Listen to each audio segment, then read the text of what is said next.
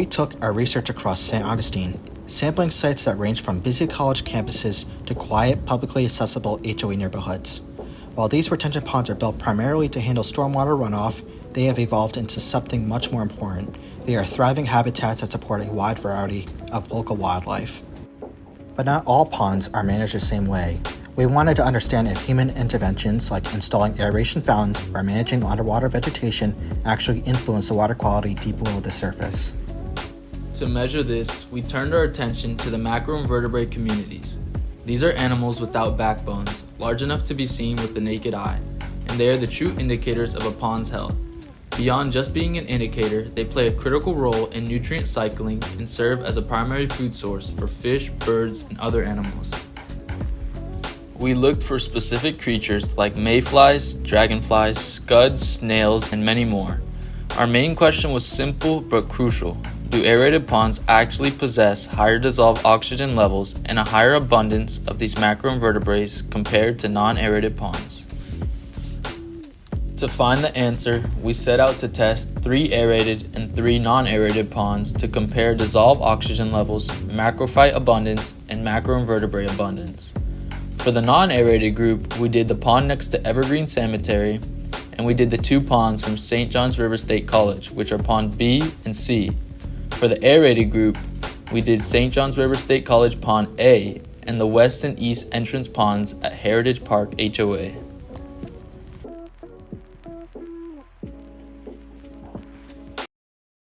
Adam is going to use the refractometer to determine salinity at each pond.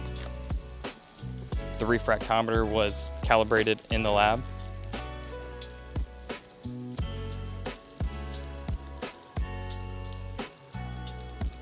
After he looks through the eye slot, he will determine that salinity is 0. This is our YSI probe that we calibrated in the lab. Sam is going to use this to determine dissolved oxygen in milligrams per liter, as well as temperature in Celsius. We use the quadrat to get our general area of where we'll be sampling. After that's determined, we will use a fine mesh dip net to scoop the bottom for macroinvertebrates.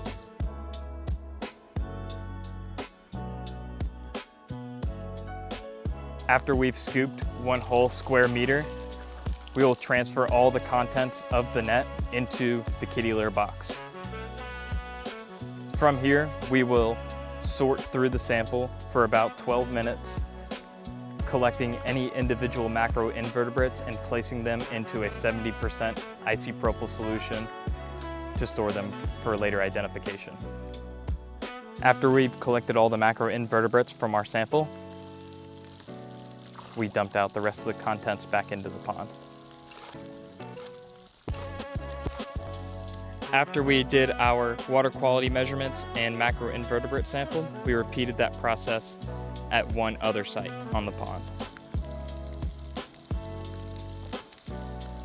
So after we collected all of our samples, we brought them back here to the lab to identify each individual macroinvertebrate to taxonomic order. To look at each sample, we aggregated the jar.